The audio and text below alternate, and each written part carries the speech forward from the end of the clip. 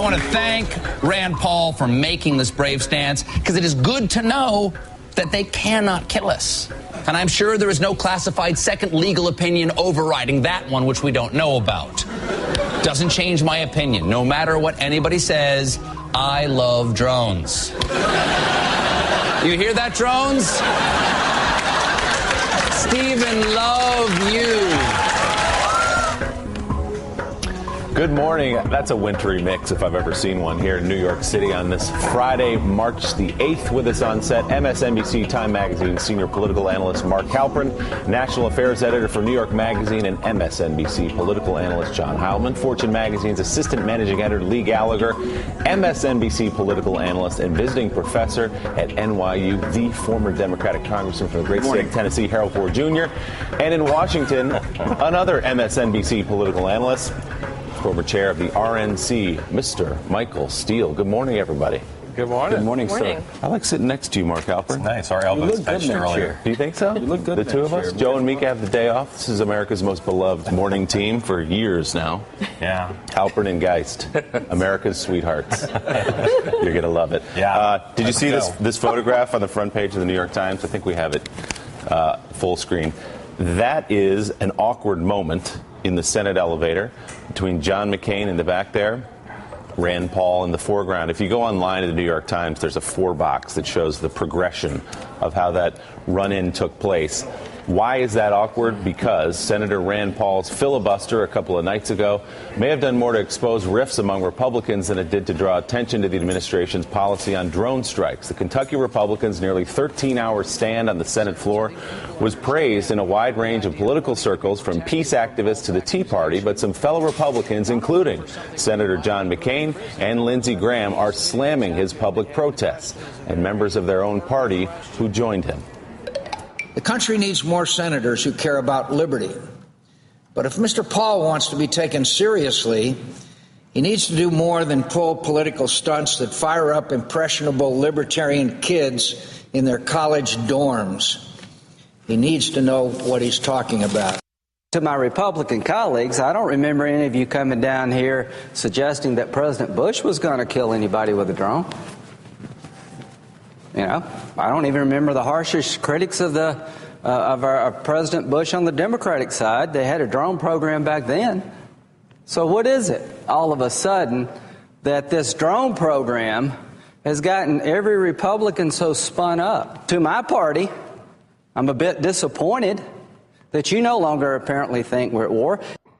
Kids in their college dorms. In an interview with Politico, Senator Paul hit back at some of those Republican critics. I think they're on the wrong side of history on this one. They are of the belief that the war is everywhere, so they kind of agree with some of the things the president's been saying, that there are no geographic limitations. They also then say that the laws of war apply. Well, the laws of war basically mean that you don't get due process. And I can understand that in a battlefield. I'm not for reading Miranda rights to people that are shooting at us. If you're an opposing soldier and you shoot at me, we kill you. There is no Miranda rights, there's no jury, there's no trials, there's no due process. But they say America is the battlefield. That's a huge mistake, and I think most Americans would disagree with them if they knew the implications.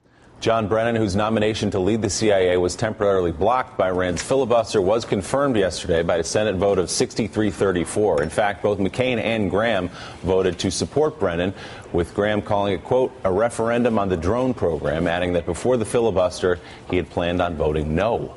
That infuriated supporters of Rand Paul, who launched an online movement with the hashtag #PrimaryGraham. They hammered the South Carolina Republican for dining with President Obama at a D.C. restaurant at the same time Senator Paul was questioning the administration. The threat of a challenge from the right is exactly why some people believe Senate Minority Leader Mitch McConnell, who is up for re-election next year, decided to publicly support Senator Paul's filibuster. And Senator Marco Rubio, who's faced criticism from some conservatives over his push for immigration reform, was also a public backer of that filibuster. Senator Paul, meanwhile, is claiming victory after he received a letter from the administration stating that the president cannot order a deadly strike against an American on U.S. soil who is not engaged in combat. So now the freshman senator telling Politico he is, quote, seriously considering running for president in 2016. Okay, let's take a step back and look at all this. Let's start with you, Michael Steele. What did you see yesterday as you watched John McCain go after Rand Paul and then to hand it off to Lindsey Graham. What did it tell you about the Republican Party? Well, it didn't say much about the Republican Party as it did about the inability of some within the party to understand where this thing is going. I think Rand Paul made a very important stand yesterday. He got the administration to admit something that it heretofore refused to admit to. And I thought it was rather insulting for the way that these gentlemen responded to this. You know, look, I got the joke. You saw a lot of folks waiting all day long to see how these winds were going to blow, hit their finger in the air to see if this is going to take off. And then by 9 o'clock last night, they were, or the night before, they were jumping on the bandwagon. But Rand Paul made a very principled argument before the nation that asked a very simple question. Will this administration execute a policy that will kill a United States citizen on American soil with a drone? I mean, okay, break it down and give us an answer. So, this concept that, the war is everywhere does not mean that the laws of war apply to everything. And I think that was something that Rand Paul very, very aptly brought out. And, Graham and McCain have a difference of opinion here. I thought the way they aired that difference of opinion was insulting. Mark, you almost had to stop and process what you were seeing yesterday for a minute. Here were Senator John McCain and Senator Lindsey Graham fighting vehemently to defend President Obama's policy. It was a little disorienting. Well, they've been very hawkish, and they've pressured not just this president, but the previous one to some extent. Rand Paul, like his father, scrambles Republican politics. When you come at these foreign policy questions from the libertarian side, it scrambles everything. And you've also got, I think, a larger issue in the Senate now. You've got a bunch of young Republican senators who are not afraid to go after the establishment, the old bulls. And the pictures in the New York Times that you pointed out of the two of them on the elevator, those elevators are pretty big under normal circumstances. In this case, I don't think it was quite big enough because Senator McCain, when he's angry, and I think it's fair to say he was angry yesterday, he doesn't hide it very well. And Rand Paul is fearless, like Mike Lee of Utah, like some of these other younger Republican senators, Ted Cruz now. They're not afraid of older senators. They're willing to kind of break some china. And McCain and Lindsey Graham are coming right back at him, as you said, in support of a Democratic president. John? What'd you see yesterday? Well, I think it's interesting, that the Times says in its headline, although it doesn't get that deep into it, that the drone debate scrambles both left and right. There are a set of issues, and particularly issues that revolve around civil liberties, where the standard partisan categories don't really work very well. This is an issue where you have Rand. It's not only that there's fissures that it exposes on the Republican side, but you have Pat Leahy, a totally respectable Democratic senator who voted no on the Brennan confirmation. You had Ron Wyden, for the senator from Oregon, who's very much on Rand Paul's side on this issue of drones. So you have on these civil libertarian questions. You have the libertarian impulse that lives on the left and the right, and so you see sudden it's even weirder bedfellows in the notion that Ron Wyden, who's far to the left of Rand Paul on almost everything, ends up being an ally of Rand Paul's on this and ends up opposing the administration on these policies. They go to core issues around due process, around the interpretation of the Constitution, around war powers, that kind of stuff. Sometimes, when it gets introduced in these debates, is not a Democrat-Republican thing. It's the places where different weird coalitions get exposed and get built. And I think it's not that surprising that this is happening, because this is one of these issues that really it cuts to something very deep and core. And we're seeing really the first stages of a debate that's going to go on for the next 20 or 30 years. And it really does kind of redraw the battle lines in interesting ways. It does seem like Rand Paul did a couple of things. He raised his profile, certainly. Everyone was talking about him for 13 straight hours, and again today. But also, he managed to form, as John said, this strange coalition. He had progressives coming up with him. He had his Republican colleagues and a group of civil libertarians for whom this has been a huge issue for a long time, the drone program. Yeah, I think that's more interesting than the rift that it exposed in the Republican Party, which is divided in many ways right now. So I think that's really interesting, and it is a debate that's going to be with us for a while. And this is we've talked about this. There's serious questions here. What are the standards?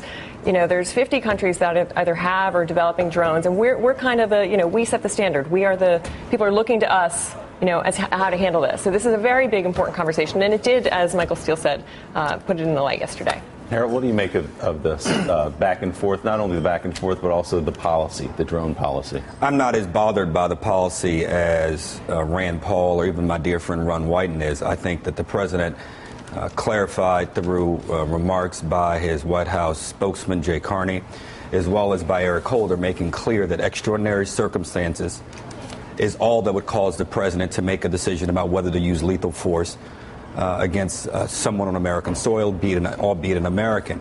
The president swore to uphold the Constitution, and I believe that he will. This president, I believe presidents going forward, and if not, the Senate has an obligation and a responsibility to act. This program has worked and worked successfully. It has kept American soldiers out of harm's way around the globe. I understand the focus of yesterday's conversation and debate over the last 36 hours was whether or not this kind of method could be used on American soil. But I think it's been clarified by the administration. I think it was appropriate for Rand Paul to raise these questions. I had no issue with him filibustering as he did. The dispute between he and Lindsey Graham and John McCain is something they need to litigate and work out themselves. But the fact that he raised these issues, I think to John's point and to Lee's point, it demonstrates how issues of war, thankfully, don't invite and inspire the kind of partisan rancor that we generally see around everything from taxes to entitlement policy. So in a lot of ways, it was refreshing to see the Senate have this big discussion. But I think the president and the Justice Department in particular were challenged on this. They laid out the facts clearly. I thought the person who was most out of line in all of this was probably Ted Cruz, but that's another conversation. But I thought General Holder did a phenomenal job in answering the questions. He probably could have answered a little more succinctly, but I think his Justice Department responded quickly and, frankly, sufficiently. Do you have any questions, forget on U.S. soil, questions about targeting U.S. citizens abroad, though, as in the case of al-Awlaki's son? As I've said on this show many times before, and Joe and I have disagreed, I think if you socialize, dine with, spend time with known terrorists who are on a list of those who want to do harm to America, you put yourself at peril. I don't dine, socialize, or spend time with people who are on a terrorist list around the globe. So I think, don't get me wrong, these are messy and complicated issues, but I happen to have some level of trust and confidence in our military personnel and intelligence personnel to make these kinds of decisions. Now, what I do think has to happen for the administration is they've got to lay out this criteria, these rules, these guidelines in a clearer and more transparent way. That's what I hope will come out of this discussion and the back and forth between among Paul and Senator Graham and Senator McCain.